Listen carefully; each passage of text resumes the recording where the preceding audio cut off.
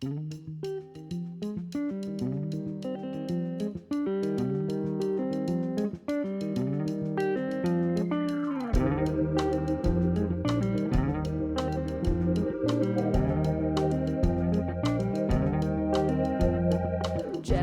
on the vine, closed down on a chair. Pay no mind to me and my finding hair. Method and madness, nothing to discuss. In the dark, waiting on us to adjust. Any day now.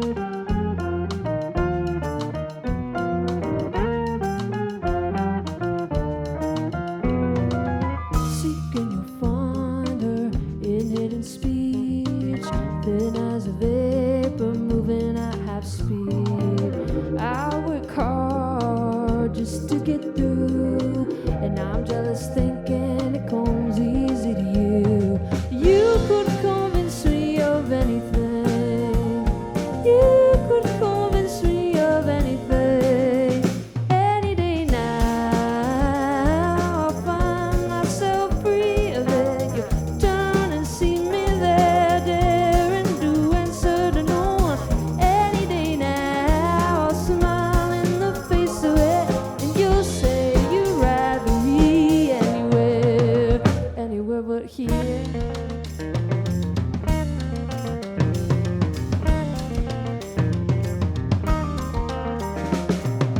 Walking after dark, holding tight to my keys. You don't give a second thought, walking where you please. You say you are making it all harder than it has to be, but you call from your sky, rising on, living underneath.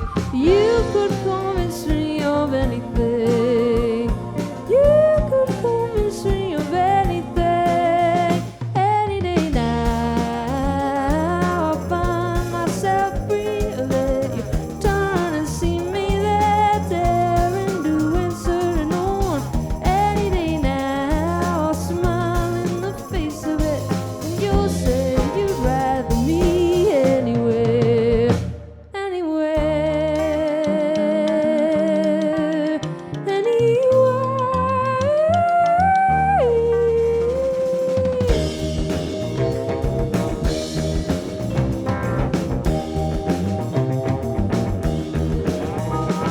What are you going on about? I don't understand. Shooting the bluebird down just to feel more like a man. What will it take? I can't get you out. You give and you take and you take for anything. Oh, you'd kill for anything. Take my will if it would mean better than you.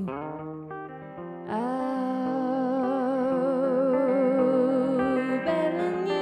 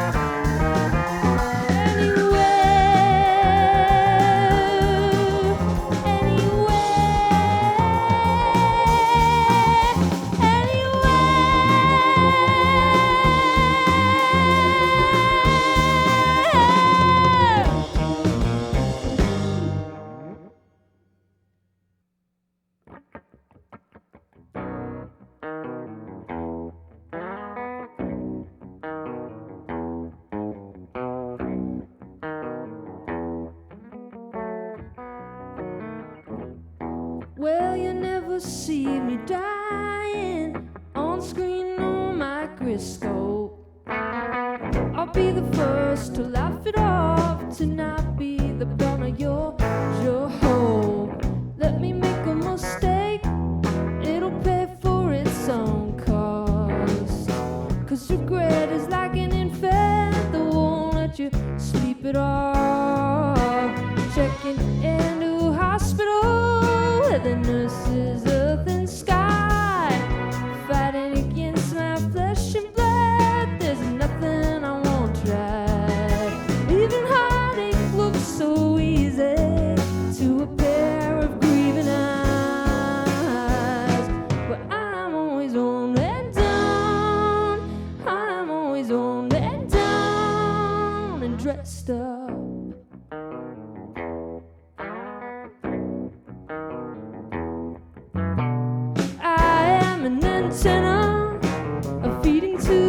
hard drive.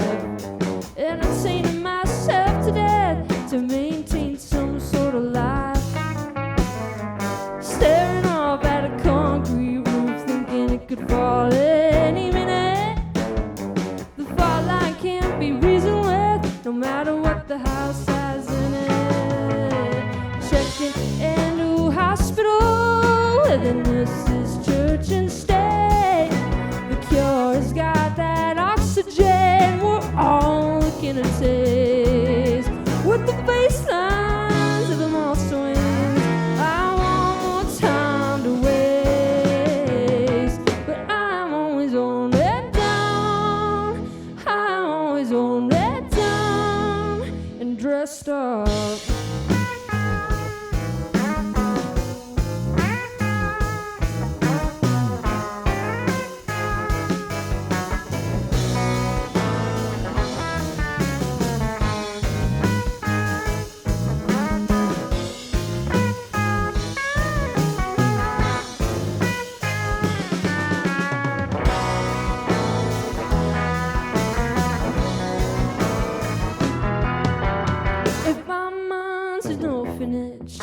You're not in the market to mine. But living like this is just no way to die.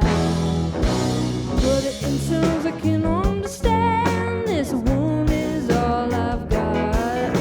But I can't disconnect my hand from the damage that it's brought. Well, the straight bass on this cool place, it just don't crack a break.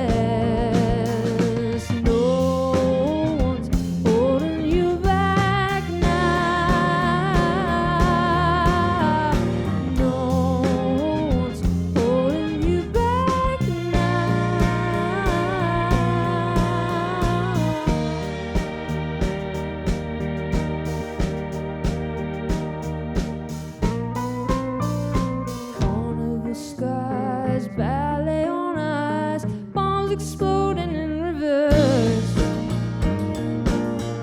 The world's greatest song is what no mortal's ever heard. White facade infected with doubt, petals falling at your face. It's hard to pick out the imitation from the real thing. The city sparkles like a sequin dress. You're sitting right across from a lifeless animation of yourself. Yeah, the dark days are getting smaller as you pull away, falling from the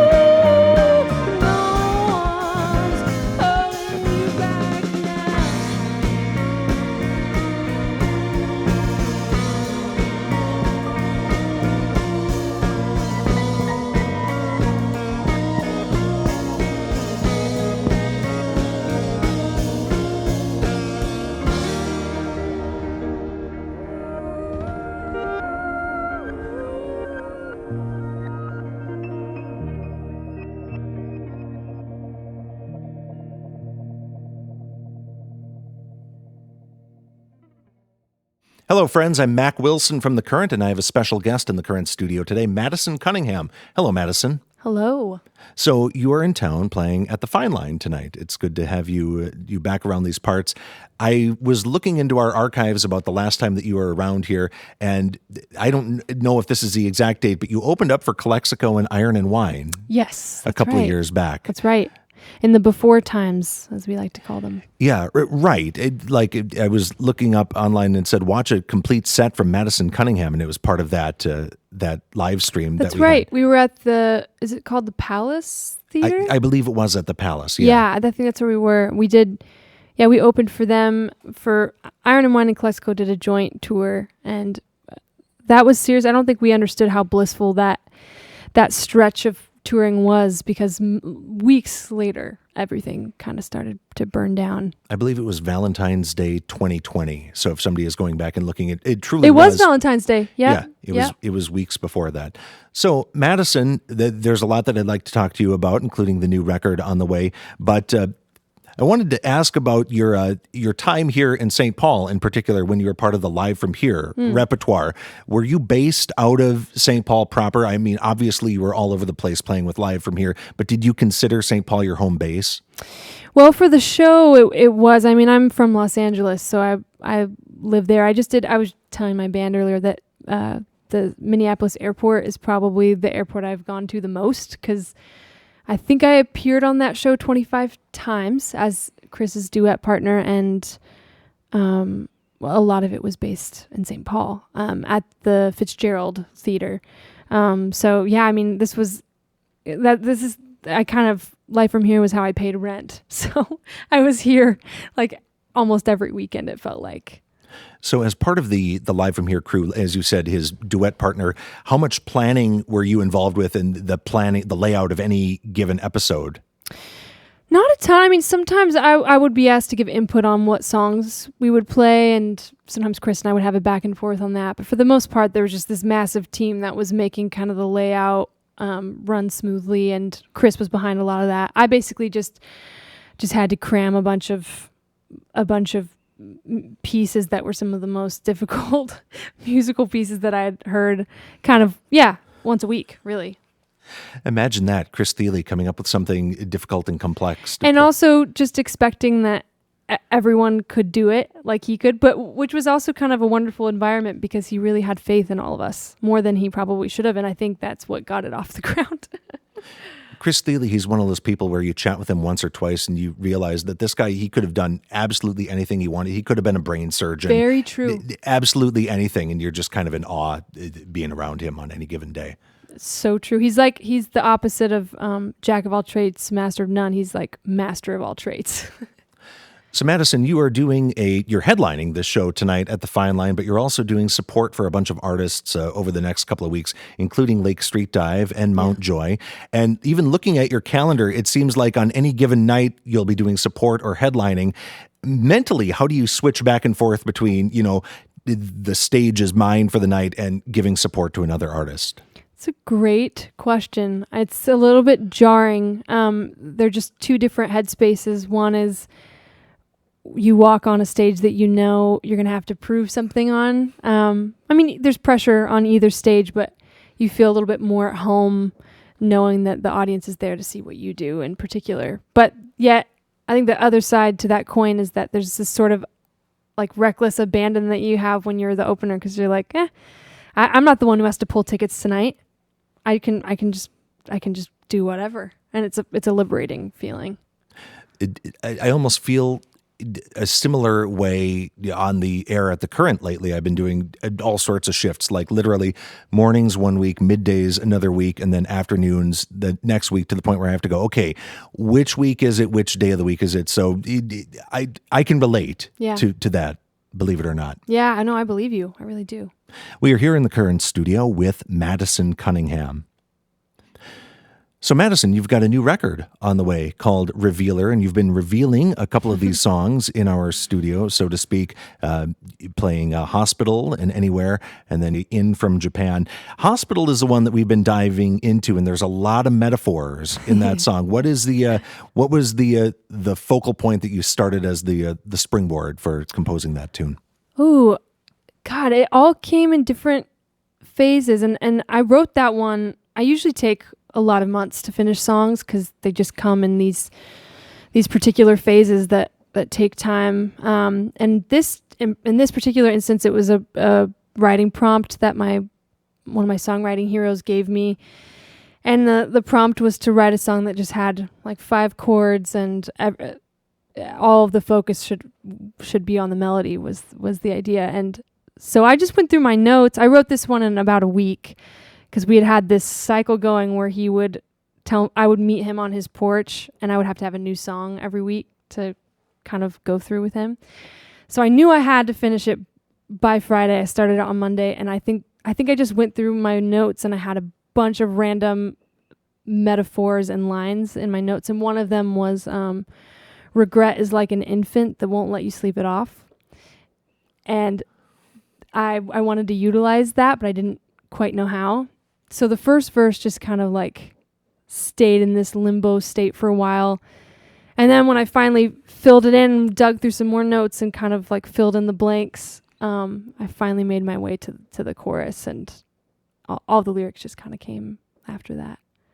Now that you mention it, that's a very evocative thing, and that's exactly what it is when you have kids, whether infants or otherwise, that no matter how exhausting the night is, you have to be up at a given time, and there's no time off. It's like, no. The one thing that I need right now is an extra 2 hours of sleep, and that's the one thing that you can't get. So, well, the one thing, it's the opposite of what your child who completely relies on you needs like all of your attention at all times.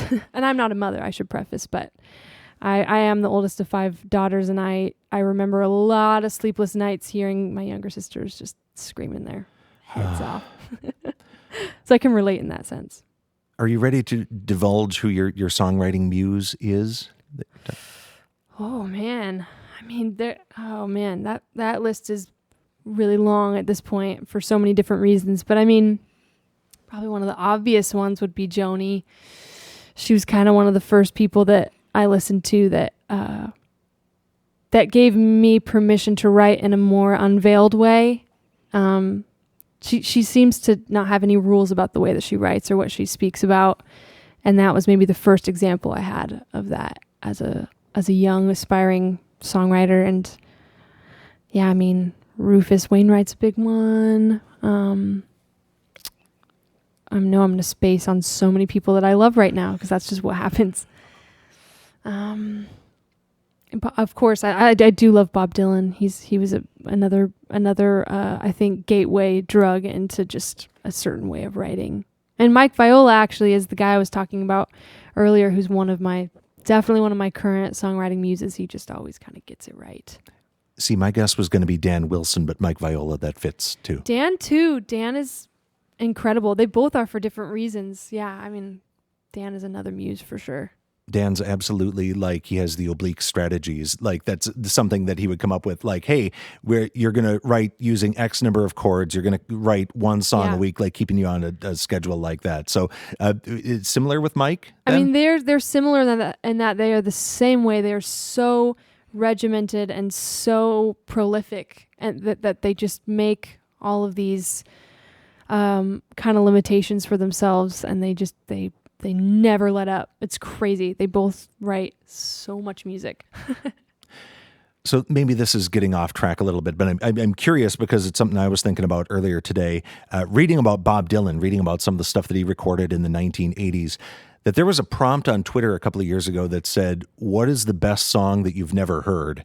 And that feels like a paradox, but I'm like, it's probably something Bob Dylan put out in a rarities collection or the 80s or something that you just haven't gotten around to hearing it. That for as much as we appreciate his music, he's been so prolific over the years, there's probably stuff that we have yet to even discover. Oh, I'm sure. I mean, there's so many artists who are probably, it's the same, situation. I mean, I would imagine Joni is another one of the best songs we've never heard. Or any of those artists that I named. We are in the current studio with Madison Cunningham. Revealer is the new album on the way. We're wishing you luck, and we're enjoying hearing the new songs from it in our studio today. Thank you.